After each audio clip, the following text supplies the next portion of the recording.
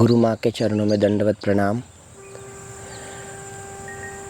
माँ, प्रश्न ये था कि आज के परिवेश में, आज के इस कली काल में जो माहौल है, जैसा व्यक्ति जीवन जी रहा है, ये सब कुछ संभालते हुए भी ईश्वर प्राप्ति का सरल मार्ग कौन सा है, ये कैसे जाने। कहीं से सुनता है कि दान करें, सिर्फ कथा सुनने से क्या वो ईश्वर प्राप्ति कर लेगा, या कहीं कहीं ऐसा सुनता है कि सिर्फ पूजन करने से, जल चढ़ाने से इससे उद्धार हो जाएगा।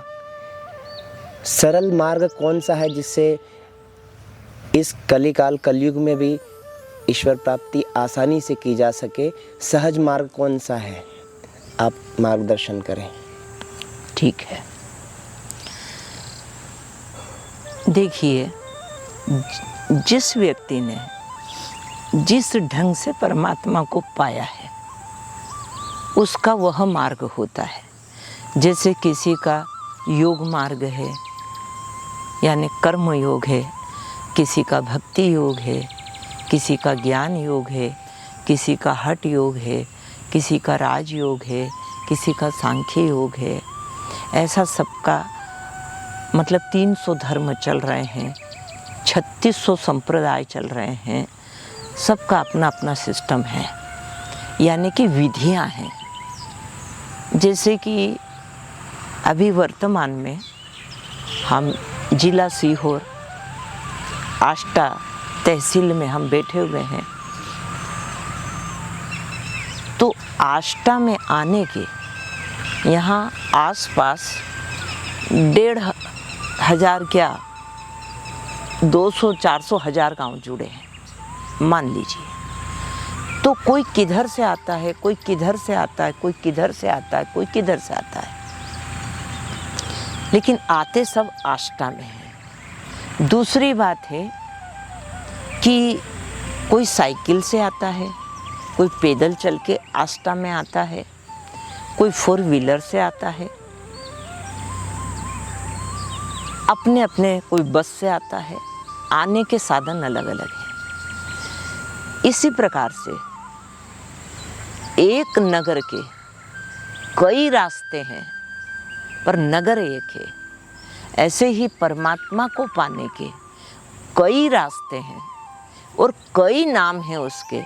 गोपाल सहस्त्र नाम है, विष्णु सहस्त्र नाम है, हजारों हजारों नाम है उसके।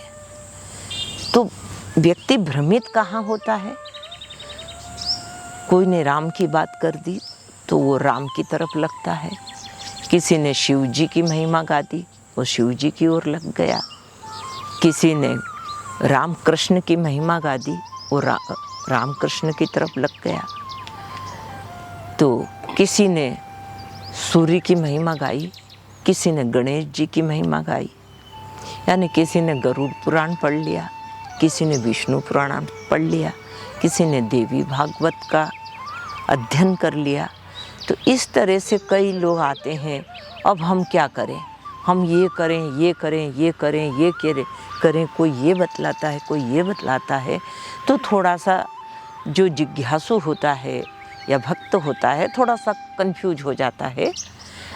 तो एक बात, जो जिस ढंग से लगा है, जैसे आकाश से पानी बरसा, खेतों में गया, सड़कों पे गया, नाली में गया, नाले में गया, नदी में गया और नदी समुद्र में गई।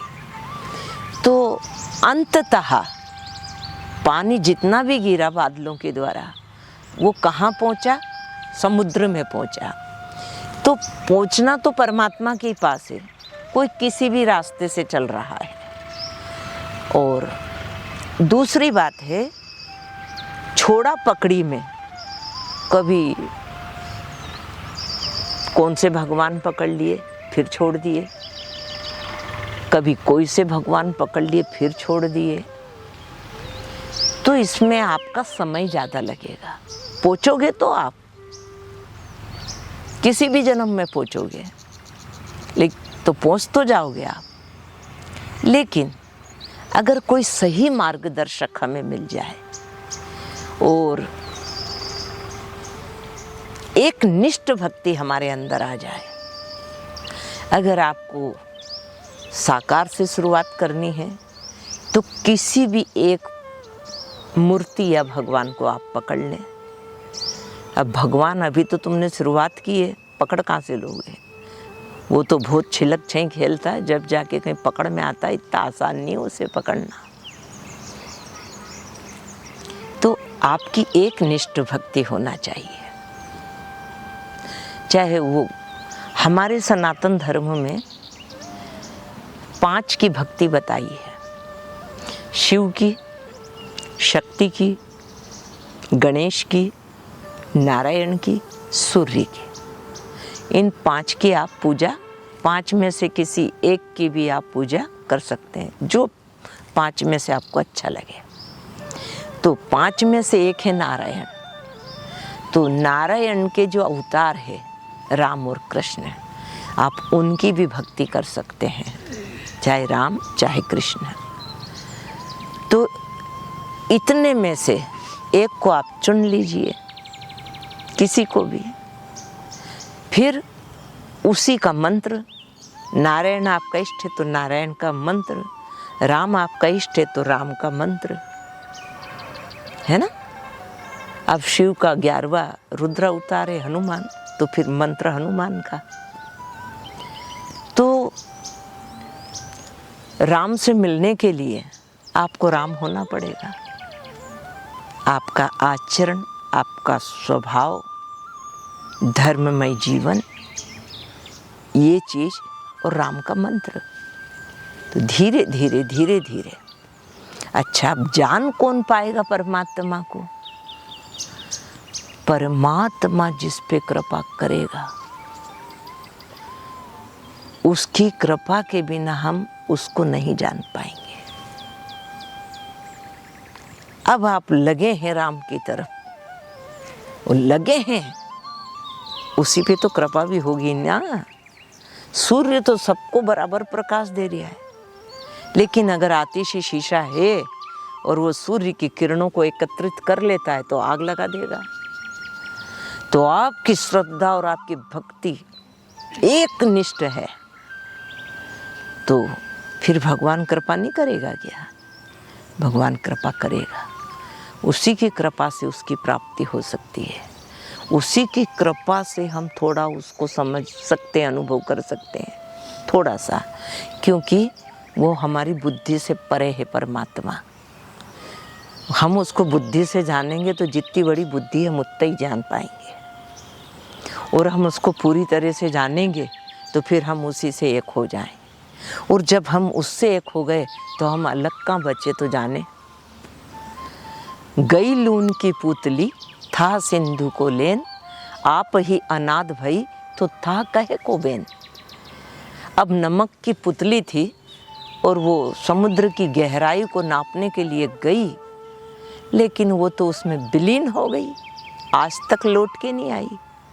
इसी प्रकार से जो उधर जाता इधर आता नहीं, श्याम की कोई खबर लाता नहीं, क्योंकि वो श्याममय हो जाता है, वो राममय हो जाता है, वो कृष्णमय हो जाता है, वो चैतन्यमय हो जाता है, वो उसी का ही स्वरूप हो जाता है। तो फिर कौन बताएगा उसके बारे में? तो एक चीज आप पकड़ लेंगे तो सरल है उसके लिए। इस संसार में हम 2 चीजों में ज्यादा फंसे हैं, एक चमड़ी में, एक दमड़ी में, 2 में फंसे हैं। तो एक है रूप, एक है संपत्ति। अब कहते हैं कि लोहे से लोहा कटता है, विचार से विचार कटते हैं, हीरे से हीरा कटता है, लोहे से हीरा नहीं कटता है, वो पत्थर से भी ज़्यादा मजबूत होता है, इसलिए हीरा ही हीरे से कटता है। तो सारे रूप को अपने अंदर से हटाने के लिए हम एक रूप का ध्यान करें, जो आपको अच्छा लगे, है ना। और सब जगह से अपने को हटाने के लिए, सारे विचारों से, सारे शब्दों से, तो हम केवल एक मंत्र को पकड़ लें। एक ही रूप, अंदर में आंखें बंद हो तो एक ही रूप दिखाई देता है।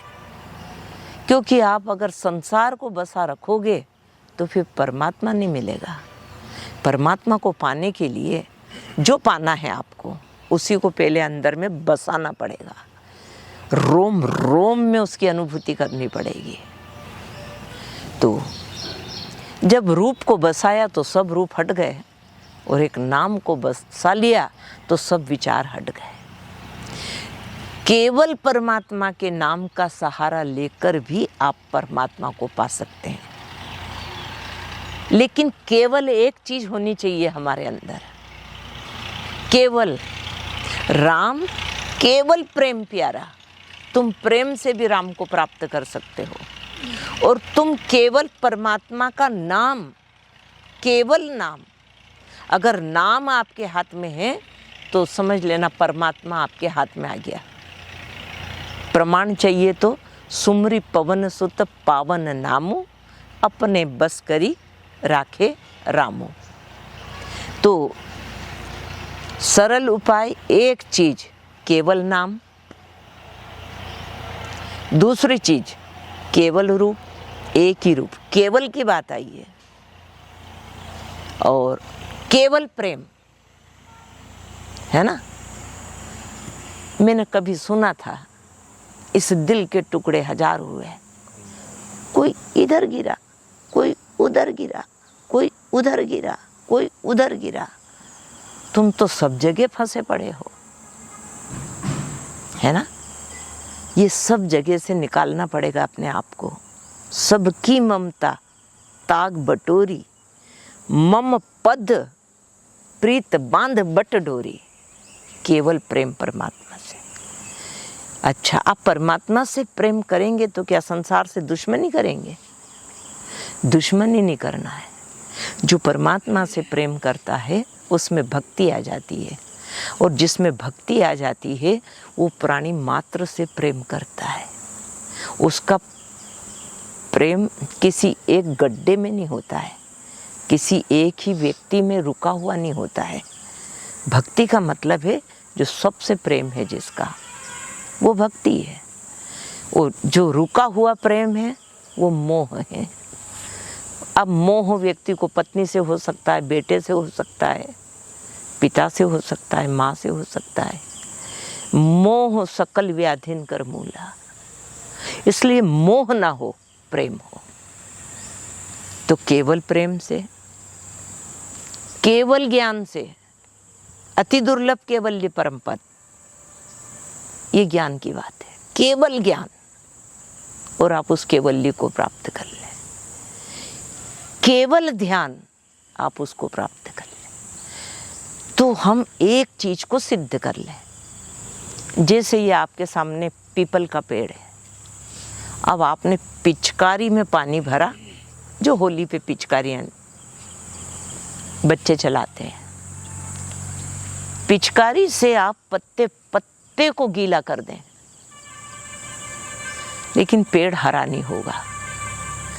पेड़ हरा होगा केवल जड़ में पानी देने से। तो एक ही चीज निर्धारित कर लें और उसी की जड़ में पानी दें। यानी अपना चिंतन, अपना फोकस, अपनी मेहनत, बार बार अपने उस चीज को याद करना। अंदर मंत्र चलता रहे, बाहर संसार का कार्य होता रहे। अगर ऐसा ना होता तो भगवान अर्जुन को ऐसा नहीं बोल दे कि तू युद्ध कर और मुझे मेरा सुमरण कर। ये बहुत अंदर की गहराई की बात है, बहुत गहरे में। किसी का किसी से अटैचमेंट होता है, वहाँ 10,000 बैठे हैं पर वो उसी को ताकेगा कि वो कहाँ है ना। इसी प्रकार से आप अपने लक्ष्य को ही अंदर में ताकते रहना, उसी को देखना है। भले आप 10,000 लोगों के बीच में, कितने से युद्ध करना है अर्जुन को, लेकिन अंदर में तो मुझे रखना अर्जुन। भगवान कृष्ण ने बहुत प्यारी बात कही कि अर्जुन, जो चमत्कार को नमस्कार करेगा वो असली साधक नहीं है। तुम तो केवल बिना चमत्कार के नमस्कार करो तो चमत्कार तुम्हें पूरे जीवन दिखाता रहूंगा। चमत्कार का मतलब परमात्मा अनुभव कराएगा। अरे दिन भर कई अनुभव करोगे आप। फला व्यक्ति से मिलना था, बहुत दिन हो गए, वो व्यक्ति सामने से आ रहा। अरे मुझे मिठाई खाए को तो 6 महीने हो गए, उधर से कोई आया तो मिठाई लेके आया। ऐसे दिन में आप सैकड़ों अनुभव करेंगे, ऐसे सैकड़ों चमत्कार भगवान आपको दिखाएगा। लेकिन पहले बिना चमत्कार के उसको नमस्कार करो। पर आज की दुनिया क्या है, वो चमत्कार के पीछे भागती है। ये ठीक नहीं है, ये ठीक नहीं है। तुम तो जहाँ है वहीं बैठो आंखें बंद करके। कोई समस्या आई, आंखें बंद करो और बैठो। कौन सी भूल मैंने करी, कौन सी मैंने गलती करी जिसके लिए ये समस्या आई है। और फिर शांत होके परमात्मा का जो भी आपका है, ध्यान है या नाम का सहारा है, जो भी है, आप बैठ जाइए। आपको प्रश्न भी होगा तो उत्तर अंदर से आ जाएगा, उलझन भी होगी तो सुलझ जाएगी। जैसे एक बार हैंडपंप है यहाँ पास में, वो बंद हो गया, पानी नहीं छोड़ रहा, आ नहीं रहा, पानी बाहर नहीं निकल रहा। तो फिर उसमें बाहर से पानी डाला उसको चार्ज करने के लिए। उसके बाद वो हेड पंप चार्ज हो गया, पानी अंदर का उस आने लगा पानी। इसी तरह से गुरु और सत्संग की हमें बाहर से पहले ज़रूरत पड़ती है।